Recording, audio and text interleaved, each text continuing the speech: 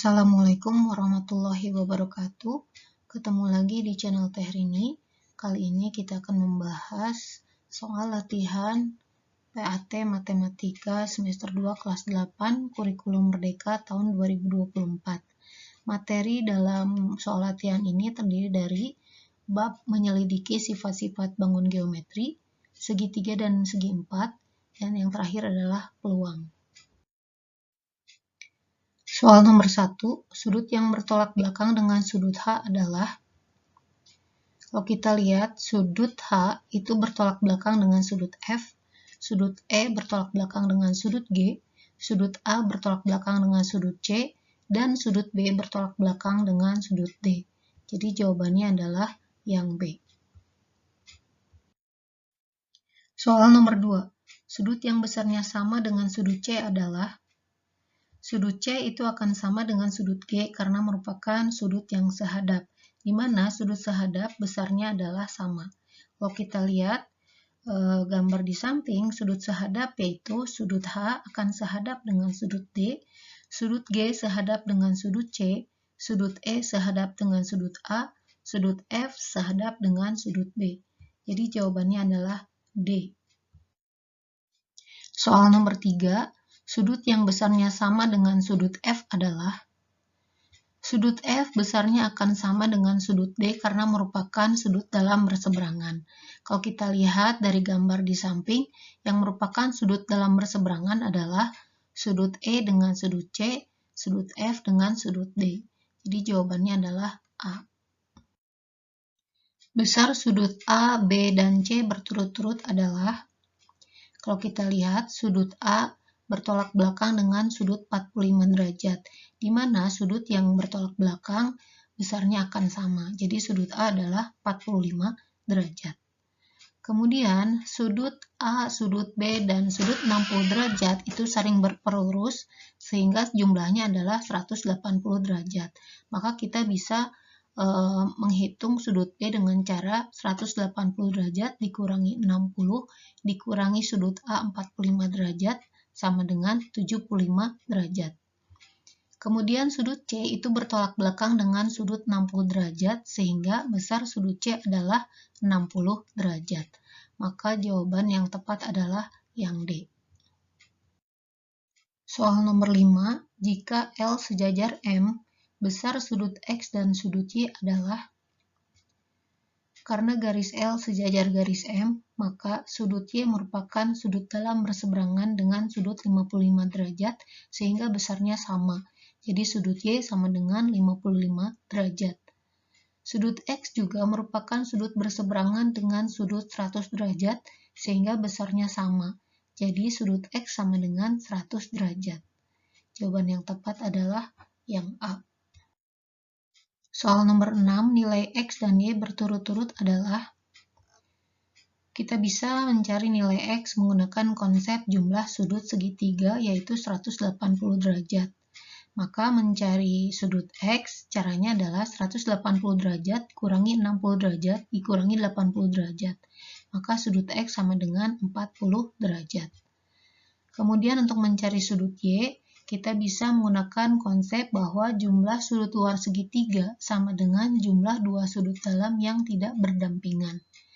Berarti untuk mencari sudut Y, kita jumlahkan saja sudut 60 derajat ditambah 80 derajat sama dengan 140 derajat.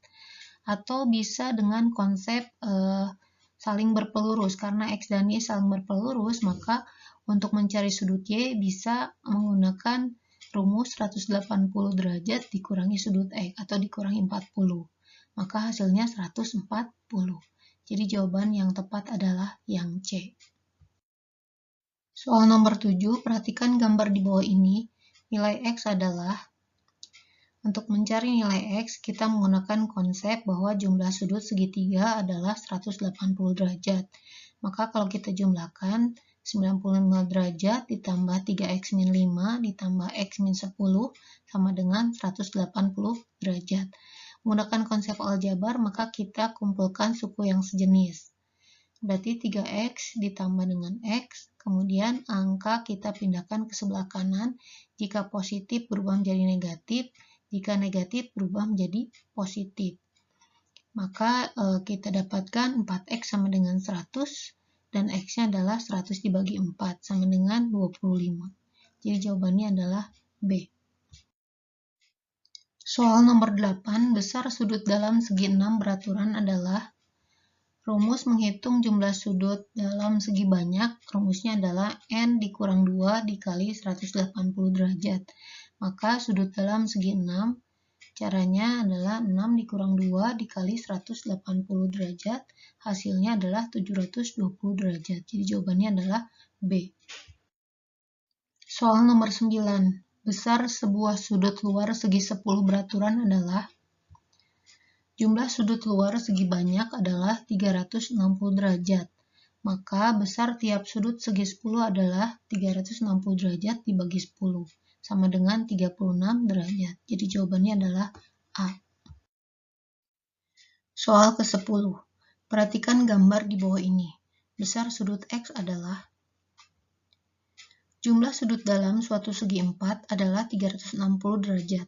Maka untuk mencari sudut X, caranya adalah 360 dikurang 140 dikurang 75 dikurang 65, hasilnya 80 derajat. Jadi jawabannya adalah B. Soal nomor 11, perhatikan gambar berikut. Perhatikan gambar segitiga C dan segitiga D di atas. Aturan kekongruenan segitiga yang digunakan adalah, kalau kita perhatikan segitiga C dan segitiga D, aturan yang digunakan adalah sisi sudut sisi. Jadi jawabannya adalah C. Soal nomor 12, perhatikan gambar di bawah ini. Syarat kekongruenan yang dapat digunakan untuk menunjukkan bahwa segitiga ABC kongruen dengan segitiga DEF adalah, kita lihat segitiga ABC dan DEF memiliki dua pasang sisi sama panjang, yaitu sisi AB sama dengan sisi DE. Yang keduanya merupakan hipotenusa, yaitu sisi yang berhadapan dengan sudut siku-siku. Kemudian sisi AC itu sama dengan sisi DF. Berikutnya sudut C besarnya sama dengan sudut F, yaitu 90 derajat. Jadi syarat kekongruenan yang digunakan adalah hipotenusa, sudut, dan sisi. Jadi jawabannya adalah yang D. Soal nomor 13. Besar sudut X adalah, untuk mencari sudut X, kita cari terlebih dahulu pelurus dari 110 derajat, caranya yaitu 180 derajat dikurang 110 sama dengan 70 derajat. Berarti sudut P 70 derajat. Karena segitiga PQR adalah segitiga sama kaki, maka besar sudut Q akan sama dengan sudut R. Maka untuk mencari sudut X, caranya adalah 180 dikurangi 70, kemudian kita bagi 2, hasilnya 55 derajat. Jadi jawabannya adalah C. Soal nomor 14, perhatikan pernyataan berikut. Yang pertama, sisi yang berhadapan sama panjang dan sejajar. 2, diagonalnya sama panjang dan saling tegak lurus. 3, sudut yang berhadapan sama besar. 4, jumlah sudut yang berdekatan 180 derajat. Pernyataan yang menunjukkan sifat jajar genjang adalah sifat jajar genjang adalah nomor 1, 3, dan 4. Jadi jawabannya adalah yang C. Soal nomor 15, segi 4 berikut yang bukan merupakan jajar genjang adalah D. Trapesium sama sisi. Soal nomor 16, peluang kejadian terambilnya sebuah kartu berangka 8 pada kartu remi adalah, rumus peluang adalah A per N, di mana A adalah banyak kejadian.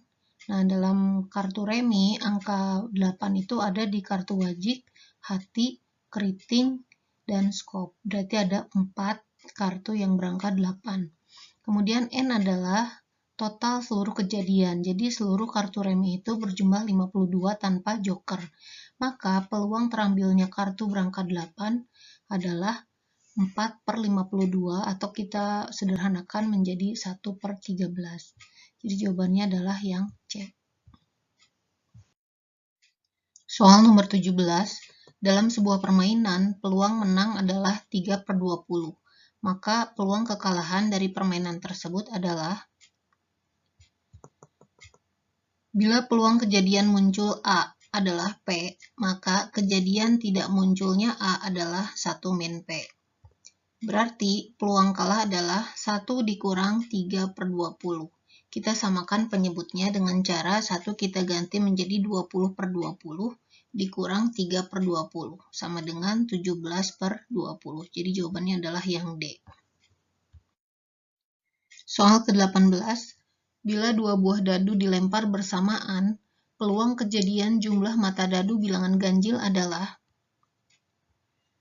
jumlah mata dadu bilangan ganjil berarti yang jumlahnya 3, 5, 7, 9, 11. Maksimal 11 ya. Berarti ada 18 kejadian ya. Kemudian total banyaknya kejadian karena dadu itu kemungkinannya ada 6. Kemudian dilempar 2 kali berarti 6 pangkat 2, 36. Maka peluangnya adalah A per N atau 18/36. Dapat kita sederhanakan menjadi setengah. Jadi jawabannya adalah yang B. Soal nomor 19, dua buah uang logam dilemparkan bersamaan. Peluang kejadian munculnya angka dan gambar adalah angka dan gambar kalau kita lihat berarti AG atau GA ya. Jadi kejadiannya ada 2. Kemudian total seluruh kejadian ada 4, maka peluangnya adalah 2/4 atau setengah. Jadi jawabannya adalah A. Soal terakhir, 3 buah koin dilemparkan secara bersamaan. Peluang kejadian munculnya 2 gambar dan 1 angka adalah kejadian 2 gambar 1 angka berarti AGG, GAG, dan GGA. Berarti kejadiannya ada 3. Kemudian total seluruh kejadian ada 8, maka peluangnya adalah 3/8. Jadi jawabannya adalah yang C. Demikian pembahasan soal kali ini. Semoga bermanfaat. Jangan lupa like, share, komen, dan subscribe. Terima kasih. Wassalamualaikum warahmatullahi wabarakatuh.